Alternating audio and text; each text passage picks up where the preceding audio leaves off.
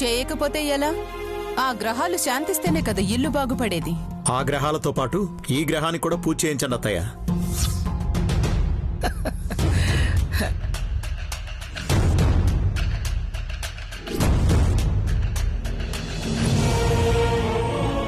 ఏంటి ఆ చూపు?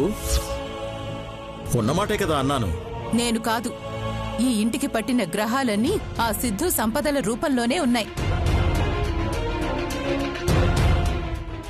ఆ గ్రహాల పీడ తొలగిపోవాలంటే పూజలు చెయ్యాల్సిందే. ఈ ఏర్పాట్లన్నీ పూర్తయ్యేసరికి రాత్రైపోతుంది కదమ్మా. అయినా తప్పదు కదమ్మా.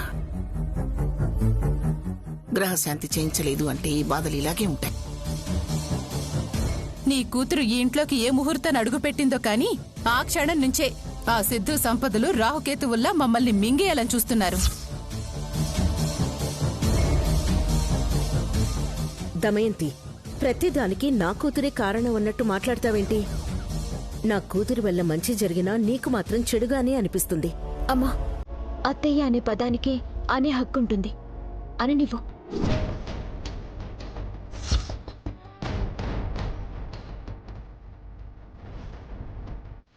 ఉత్తమ కోడలంటే నువ్వేనమ్మా. మీ అత్తయ్యని బాగా అర్థం చేసుకున్నావు. మీరు ఆపుతారా? ప్రతి దానికి సన్నాయి వాయిస్తూ ఉంటారు. అత్తయ్య, మీరేం టెన్షన్ పడకండి. నాన్నమ్మ చెప్పిన పూజకి కావలసిన ఏర్పాట్లన్నీ నేను చూసుకుంటాను. ఓకే కళ్యాణి, పూజ పని నువ్వు చూసుకో. కావాల్సిన సరుకులను నేను తెస్తాను. నా మనవడు మనవరాలు రంగంలోకి దిగాక ఇక దిగులే ఉంది. బాజీ, పంతులు గారు ఏం వస్తువులు కావాలని చెప్పారో ఆ లిస్ట్ ఇటు నేను తీసుకొస్తాను. ఆ పనులన్నీ మీకెందుకు బాబు, మీరు రెడీ అవ్వండి. అవన్నీ నేను తీసుకొచ్చేస్తాను కదా. సరే. ఈ విషయాన్ని, ఆ ఆధారాలు దాచిపెట్టిన ఫైల్ గురించి సంపద వాళ్ళకే చెప్పాలి.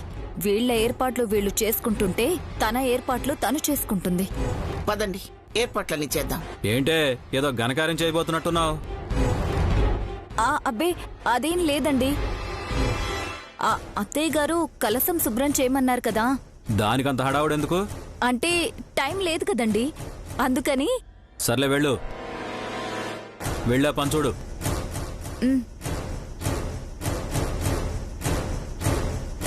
పదండి, ఇల్లు శుభ్రం చేద్దాం. నువ్వు వదిలేనానమ్మా, నేను చేస్తానని చెప్పాను కదా. అత్తయ్య, మీరు అలా కూర్చుని చూస్తూ ఉండండి చాలు. నువ్వు చెప్పినా చెప్పకపోయినా మీ అత్తయ్య చేసే పని అదేలే అమ్మా.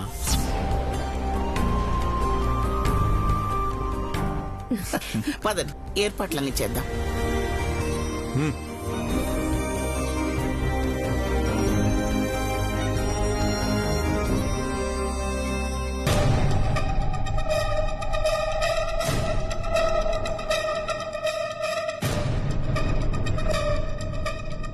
ఏందయ్యా ఇది? కోర్టు అన్నారు, కేసు అన్నారు, ఏం బట్టనట్టు గమ్మునుండారు? ఆ లాయర్ కథ ఏమైంది? ఏమవుతుందమ్మా, నీ కొడుకు కోడలు అనుకున్న తర్వాత అవ్వనిదంటూ ఇంకేమన్నా ఉంటుందా? అంటే అట్టయితే లాయర్తో మాట్లాడినారా? లాయర్తో మాట్లాడడం కాదమ్మా, కొనేసాం. అబ్బో, ఆయన చాలా పెద్ద లాయరు, అట్టాంటోడు కాదంటారు కదా, ఆయన్నే కొనేసుండారా? చాలా మంది నిజాయితీకి ఒక రేటు ఉంటుందత్తా. అది వేలల్లో కావచ్చు, లక్షల్లో కావచ్చు, అవసరాన్ని బట్టి కొనేయాలి.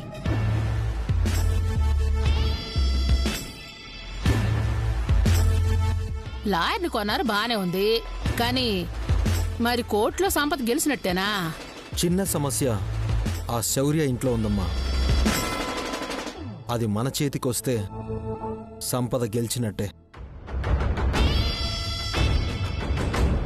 ఏందబ్బయ్యా అది? పల్లవి పిన్ని చెప్పింది కదా, ఎల్లో ఫైల్లో మా బ్రతుకుందని. దాన్ని సంపాదించగలిగితే చాలు. ఆ ఇంటికి పోయి దాన్ని తెచ్చేది ఎవరుని కదూ? నువ్వే అత్తా. నేనా? ఏంది మే, నన్ను గాని వాళ్ళ చేతిలో చావు కొట్టించేదానికి చూస్తాండావా ఏంది? నేను వెళ్ళి రిస్క్ చేయలేనమ్మా. నువ్వు సంపద వెళ్ళి ఆ పని చేయాలి. మాకు మాత్రం ఎట్టా కుదురుతుందని కదూ? దానికి ఓ దారుందమ్మా. రేపు వాళ్ళ ఇంట్లో ఒక పూజ జరగబోతోంది. దానికి మీరు వెళ్తారు.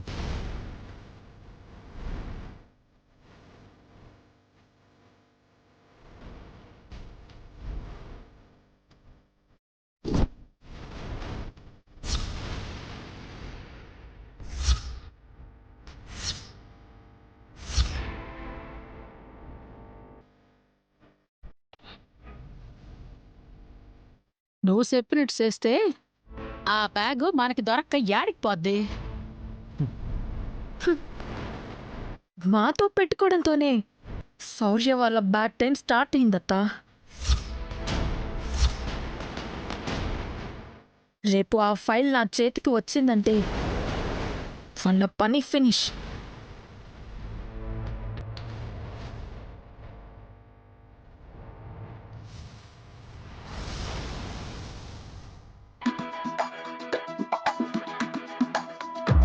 భార్య కోసం భర్త అప్పుడప్పుడు ఇలా చేయాలి. ఆమె కళ్ళల్లో ఆనందం చూడాలి. ఆ.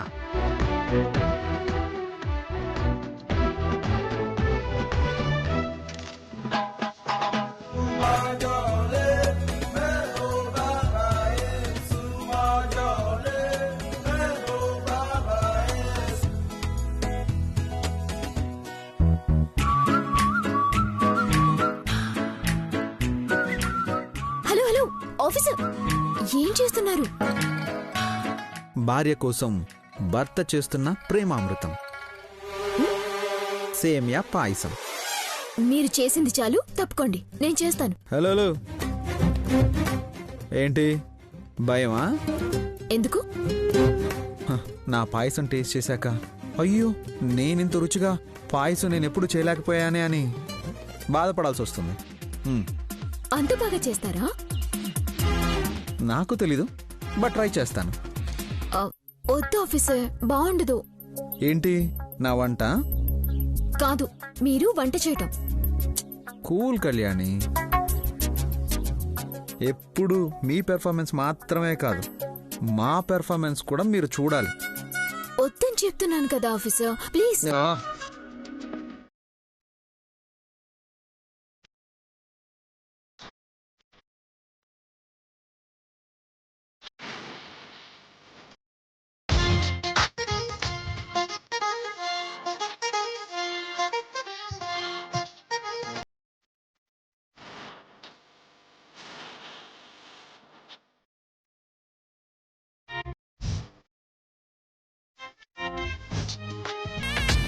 ఆఫీసర్, ఏంట్రా ఈ పని? పెళ్ళాన్ని పక్కన పెట్టి నువ్వు గరిట తిప్పుతున్నావా? ఏదో సరదాగా చేస్తున్నానులే అమ్మా. ఇప్పుడు సరదాగానే అనిపిస్తుందిరా. ఒక్కసారి పెళ్ళానికి అలా అలవాటు చేసావంటే రోజు నువ్వే వంటలు చేసి పెట్టాల్సి వస్తుంది. ఆయన్ని వంట చేయమని నేను చెప్పలేదత్తయ్య. నువ్వు చెప్పవే, కాని చేయిస్తావు. నీ సంగతి నాకు తెలీదా? శౌర్య, పద. నా భార్య కోసం చేస్తున్నాను, నాకు చెయ్యాలనిపించింది చేస్తున్నాను, చెయ్యనివమ్మా.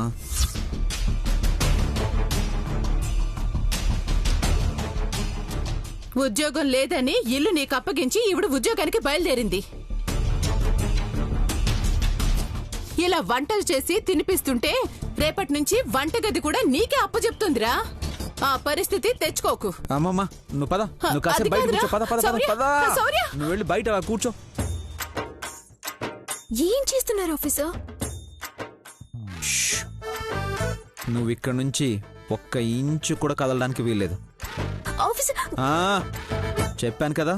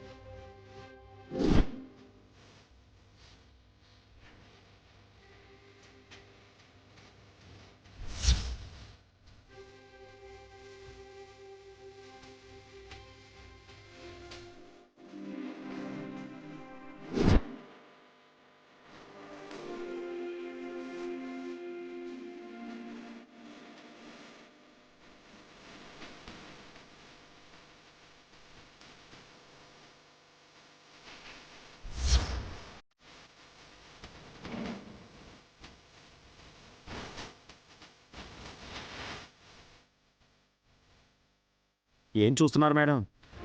నా కొడుకుని వంటవాణ్ణి చేసింది అది. నీకు తెలియదులే, దాన్ని ప్రేమ అంటారు. మొగుడు పెళ్ళానికి చేసి పెట్టడమా? అదేం ప్రేమ? నువ్వు చేయవు కాబట్టి నీకలా చేయాలన్న ఆలోచన ఎప్పుడూ రాలేదు. మీరేనా? నేనే.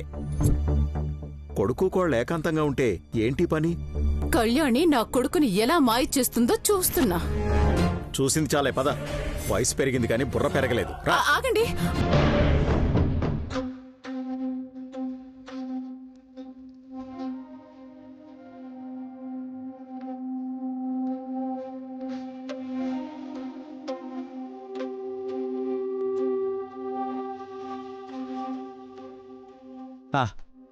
పాయసం రెడీ. ఓకే, టేస్ట్ చేసి ఎలా ఉందో చెప్పు.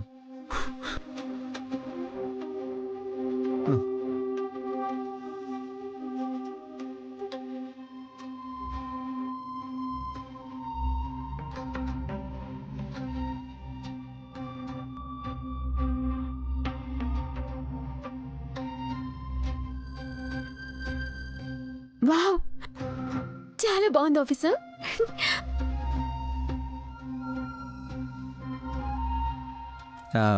బాగుంది కదా అని అమ్మ చెప్పినట్టు రేపటి నుంచి వంట కూడా నన్నే చేయమని చెప్పావు కదా.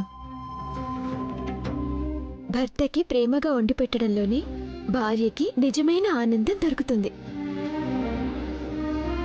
కాబట్టి ఆ అవకాశం మీకు ఇవ్వను. కానీ నిజంగా పాయసం చాలా బాగుంది ఆఫీసర్. ఇంట్లో అందరికీ రుచి చూపిద్దాం రండి.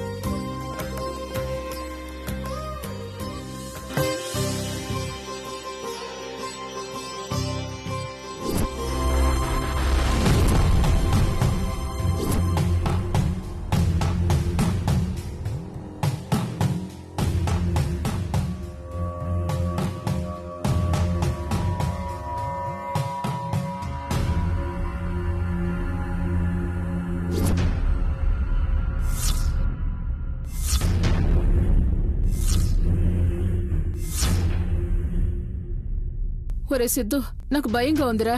కంటికి కనిపిస్తేనే నా అంతు చూడాలని చూస్తున్నాడు. అశౌర్య, నేనే ఏ భయం లేకుండా వస్తున్నాను, నువ్వేంటమ్మా? మీరిలా భయపడితే ఏం చేయలేం అత్తయ్య.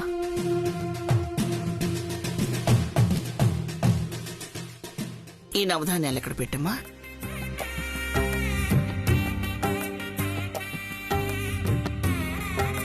నవగ్రహాలు శాంతించడానికి ఈ నవధాన్యాలు ఉపయోగపడతాయి. పూజ పూర్తయ్యాక ఈ నవధాన్యాల్ని ఇంటి ముందు చల్లాలి.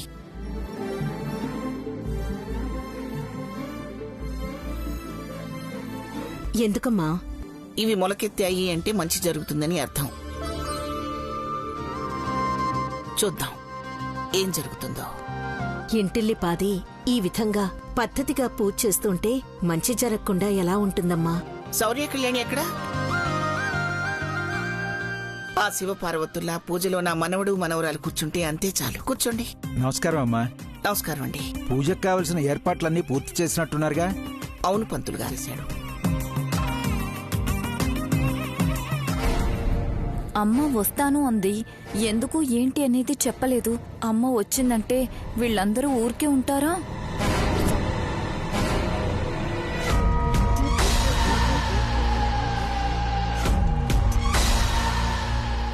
పంతులు గారు, మీరు పూజ చేయాలి అనగానే సాయంత్రానికల్లా ఈ ఏర్పాట్లన్నీ పూర్తి చేయగలమా లేదా అనుకున్నాం. నా మనవడు మనవరాలు దగ్గరుండి చకచక అన్ని ఏర్పాట్లు పూర్తి చేశారు.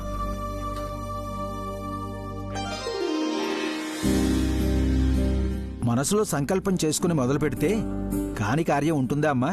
పైగా ఇది దైవ కార్యం, ఆ తల్లి అనుగ్రహం కూడా ఉంటుంది. అందుకే ఏర్పాట్లు దివ్యంగా జరిగాయి.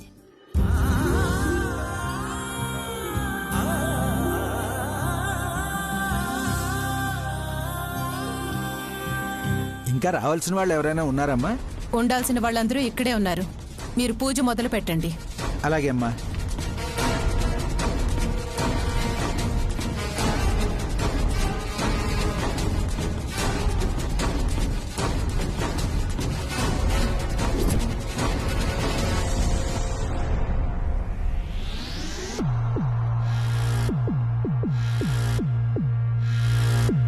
అమ్మా పట్టుకోమ్మా, పట్టుకోమ్మా, వెళ్ళు. అమ్మా పూజ మొదలవకముందే నువ్వు వెళ్తే చాలా మంచిది. భయపడకుండా నువ్వు వెళ్ళు. ఏందోరా సిద్ధు, నిన్ను పల్లవిని కష్టపడి సాకినాను. అంత కష్టపడి సాకినందుకు ఈరోజు నన్ను భయపడుతూ బతికేటట్టు చేస్తుండారు. భయపడకత్తయ్యా, మేం చెప్పింది చెయ్, తర్వాత మా పని మేం చేస్తాం. కానివ్వండి, ఏదైతే అది అవుద్ది. ఇప్పుడు నేనేం చేయాలో చెప్పండి. నువ్వేం చేయొద్దమ్మా. ఇంట్లోకి వెళ్ళాక ఎలా అయినా ఇదిగో ఈ స్వీట్స్ వాళ్ళతో తినిపించు. అనుమానం వచ్చేలోపు వాళ్లే స్పృహ తప్పి పడిపోతారు. మేము వచ్చేసి ఆ ఫైల్ తీసుకుని వచ్చేస్తాం. మంచి చెడు ఆలోచించాలి కదరా. ఇవి వాళ్ళతో తినిపించలేకపోతే? ఇదిగో ప్లాన్ బి రెడీగా ఉంది. ఈ సాంబ్రాన్ని పంతులు గారికి అందుబాటులో పెట్టండి. సాంబ్రాన్ని వేసాకైనా అందరూ మత్తులో పడిపోతారు. గట్టిగానే ఎత్తేస్తుండారు. అవకాశం చూసి పిన్నిని మాకు సిగ్నల్ ఇవ్వమని చెప్పండి. ఆ తర్వాత మీ యాక్షన్ కి మా రియాక్షన్ స్టార్ట్ అవుతుంది. జాగ్రత్తగా అందరినీ మేనేజ్ చేయమ్మా. వెళ్ళు. ఇదే చివరి సూప్ కాదు కదా నాకు. నువ్వు ఇబ్బందుల్లో పడితే నేను ఎలా చూస్తూ ఊరుకుంటానమ్మా. వెళ్ళు, ఏం కాదు, వెళ్ళు. సర్లే, నీ మీద ఆ దేవుడి మీద భారం వేసి వెళ్తుండాను. అయ్యా, అందరూ తమ ధర్మపత్నులతో వచ్చి పీటల మీద కూర్చోండి. అలాగేనండి.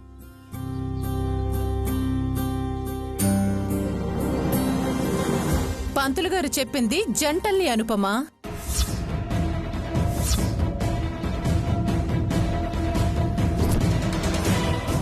నీ మొగుడు జైల్లో ఉన్నాడన్న విషయం మర్చిపోయావా? కూర్చోడానికి నువ్వు ముందు బయలుదేరా.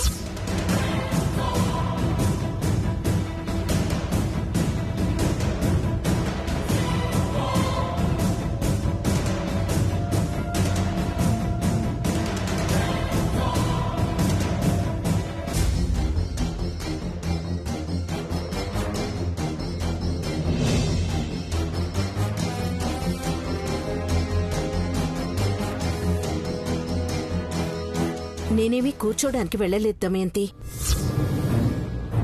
శౌర్య వాళ్ళకి ఆ పీట సరిగ్గా వేద్దామని వెళ్ళాను. ఈలోగా నువ్వు నోరు జారావు. నేనేం జారాను? నీ పుణ్యమా నీ కూతురు పుణ్యమా అని మా బ్రతుకులు జారి ఇదిగో ఇలా పూజలు వ్రతాలు చేసుకోవాల్సి వస్తుంది.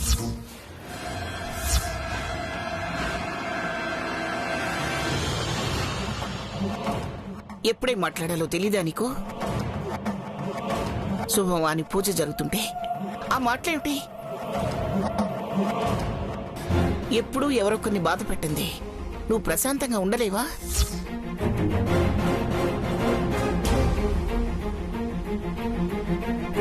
పంతులు గారు ధర్మపత్నితో కూర్చోమన్నారు. పత్నైతే ఉంది కానీ దానిలో ధర్మం లేదుగా. శివరాం, తన గోల ఇప్పుడు ఉండేదే కదా. మనుషులు ప్రశాంతంగా ఉంటే చాలు. నిశ్చలంగా ఉన్న నీటిలో రాయేసినట్టు ఏదో ఒకటి అనకుండా ఉండదు. శౌర్య, కళ్యాణి మీరు కూర్చోండి. చెన్నై మీరు కూడా కూర్చోండి.